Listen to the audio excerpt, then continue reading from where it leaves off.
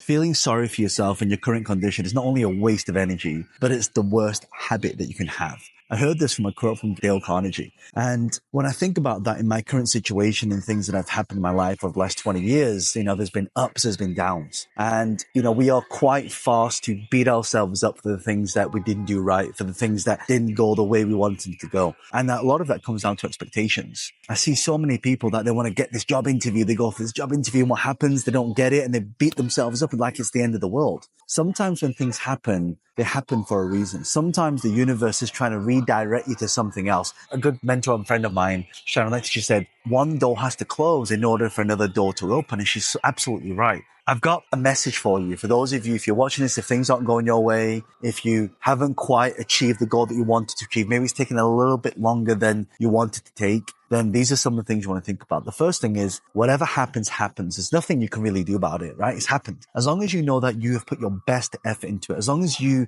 say, you know what, I did my very best there, then you should not feel down about it. You shouldn't feel sorry for yourself because at least you can do what you did at that moment in time with the knowledge that you had. There's been times where I go, oh my God, why did I go into that business model? I lost this much money in this business model. Like if I'd have just done more due diligence, but no, at that point, you got to take ownership for that. One of the things I think that you've really got to start thinking about is taking ownership of the things that you want to do and the things that you haven't done. In fact, a lot of you, if I'm honest with you, a lot of you already know what to do, but actually you're still not doing it. And you know what I'm talking about. There's times where you could have stayed at home and getting that thing done. You went out with your friends and that's okay. There's nothing wrong with that. But again, don't feel sorry for yourself when that thing doesn't happen.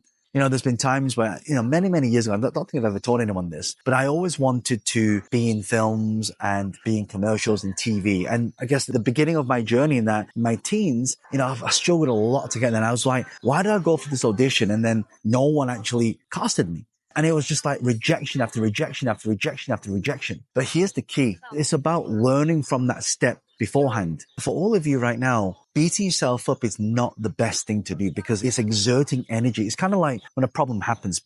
I feel the come to me and say, John, I got this problem. Okay, what are you doing about it? And they keep talking about the problem. Yeah, but what are you doing about it? They keep talking more and more about the problem. I said, oh God, like how many times are you going to keep talking about the problem instead of actually figuring out the solution? The amount of time you spend talking about that problem or dwelling on that problem, you probably would have figured out a solution already. You see what I mean?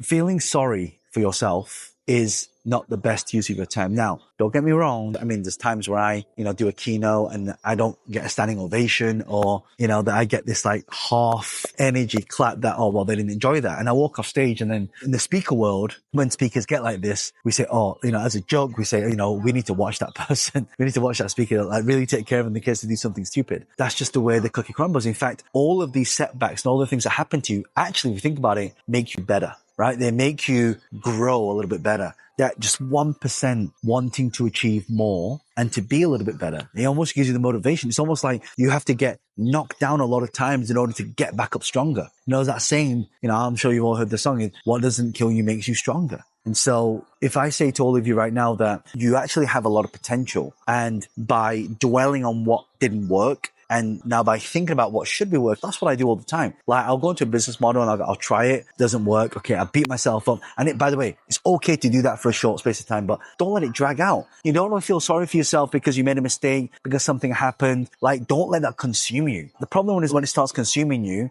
you don't think about anything else. And if you don't think about anything else, you can't innovate. You can't grow. You can't look at other options. It's like saying the word I can't. The more you say you can't, it cuts off any opportunity that's available to you. So it's really important that whenever we fall into this state, and I call it a state because state can be changed at any time. Like someone can tell you a joke and you'll laugh straight away. How many of you have been in really tense situations and someone makes a joke and you both start laughing? How many have been in a relationship where you're knuckling heads like this and they'll throw a comment and you just burst out into tears, as in happy tears and funny tears, not sad tears? At those points, for me, I always want to know what options I have. You see, it's not the end of the world. Something happens, like what's the worst thing that can happen? The worst of the worst of the worst. And if you get to that point and you're okay with that, again, a lot of the feeling sorry for yourself comes down to your expectations, right? What do you expect to happen? I went for that job interview. My expectation, I'm going to get it. Or I go and close that deal and the person turns around and says no. Right? What is your expectation? So sometimes I go into like negotiations in my mind thinking that, hey, you know what? If I lose this, I'm okay with it. There will be other options that come along. And do you know, almost every time that has always been the case. Any deal that I haven't got comes back tenfold. My good friend Ken Honda talks about this universal escrow.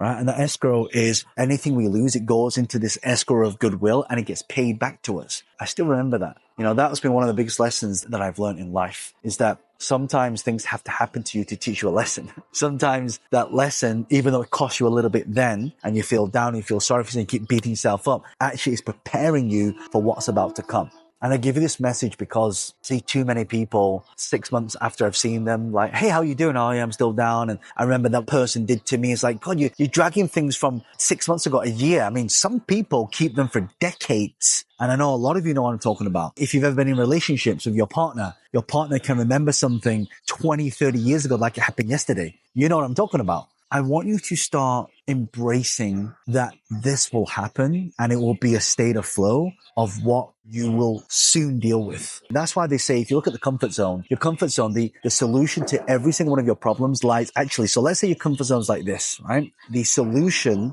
to your problem is actually outside of your comfort zone. So when you start here and you come out of here, it's actually, a lot of people go to the edge of the comfort zone and they retreat back immediately. I always want to think about how can I make sure that whenever I notice myself going to that downward spiral, and by the way, sometimes we don't know we're in it. We're like, oh, I don't feel good today. I just don't feel like doing anything. I don't feel motivated. I feel like I'm lost. And if it gets serious, you could fall into depression.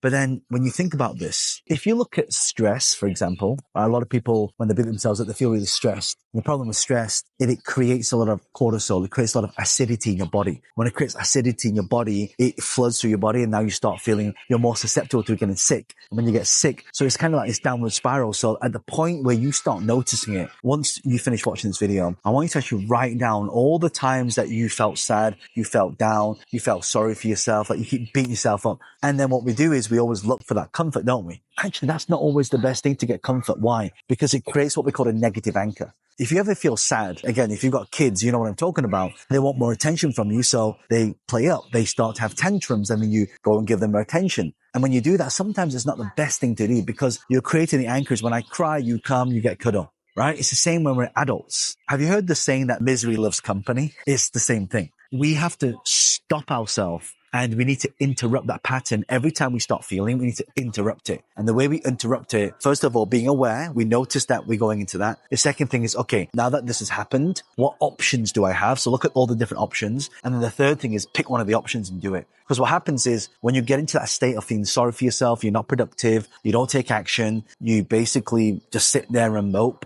When actually you could be taking action, you could be getting the feedback of what that thing you're doing, and you could be getting a slight little result. And it doesn't have to be a massive result. As long as like a little result that you've got, that is enough. We only have so much energy in it. My good friend James Quick says, our head is like a tank of fuel. Like we only have so many decisions that we can make in a day. That's why if you ever look at me, I'm always wearing the same clothes all the time because I always buy like, you know how many versions of this white t-shirt I have? I've got a lot and I've buy these in all different colors. And the tracksuits I just get them in all different colors. Even my watches now, I don't even bother wearing my watch. I just wear my Apple Watch because I know that right now I'm traveling around the world. I don't want to have to worry about my watches like getting stolen. A friend of mine, Prince EA, said to me, John, the more things you own, the more they own you. And when they're owning you, they're taking energy away from you. I really want you to understand this message because once the energy is depleted, we cannot do anything. The more decisions you make on little things that actually don't even matter, the less productive you're going to be, the more sorry for yourself you're going to be, right? Especially when things happen. Whether it's a relationship that's ended, whether it's a business that didn't go well, whether it's an investment that you lost money on, whether it's a business partner that stabbed you in the back, whether it's, you started a business, but you invested all this time and effort into it,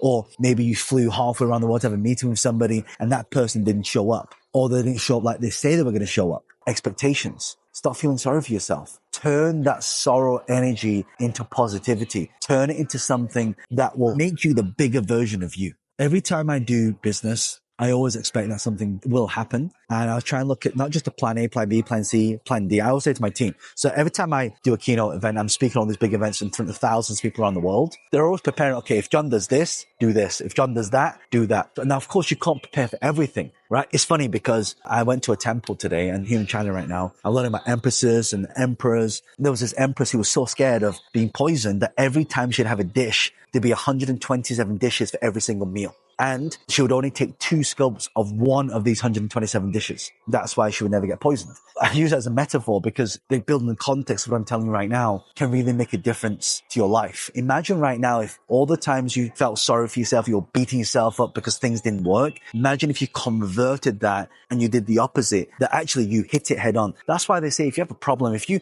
fight it head on, you're going to reduce the problem by 50% just by acknowledging it and then hitting it head on like this. Unfortunately, it's hard because we get scared, isn't it? Oh, I'm scared, but what if this happens? Most of the things that we worry about actually don't even come to fruition. It's really important that we are always learning new things. And by the way, if you're listening to this and you know somebody's going through a hard time, do me a favor, send this to them. I really want to pick them up off the floor and say, look, you can do this. For 20 years, I've been flying around the world and the message is always the same. It's always, I don't believe I can do this. I don't have the confidence to do this. I don't think I'm enough. But actually, we as human beings, we have unlimited potential. We can do whatever the F we want to do. By the way, if you have any questions, leave a comment below this, because if you're having a tough time, let me know below and I'll personally come in and answer as many of the questions that I can't answer every single one of them because sometimes there's a lot and of course I'm flying about and traveling all the time, but I'll do my very best to come in and really give you some solutions to really help support you along this as well. At the end of this, I'll link a video. Make sure you check that out because it'll really help you, because one of the biggest challenges around people want to earn more money, right? So the first thing I solve for people is here's how you can make more money. Here's how you can replace your income. Use these business models. That's why I run a lot of events. If you want to look at some of the events that I'm running, just check out the link below and you can see my next up and coming event. And I'll give you a gift as a ticket to attend completely free of charge. I don't want people to suffer in silence. They need the guidance. They need the help, the mentorship. So one last thing when it comes to feeling sorry for yourself and beating yourself up. So what I do is, especially when I'm doing my keynotes and I don't get the reaction from the audience that I want, I do beat myself up. So first of all, I notice it. Then I look at the options and I take action plan. But one thing that I haven't mentioned is if you could have done that differently, what would you have done differently? That's what I ask myself. Because what happens is it turns you into a different mindset of stop feeling sorry for yourself. And then it pushes you into the analytical side of improvement, self-improvement.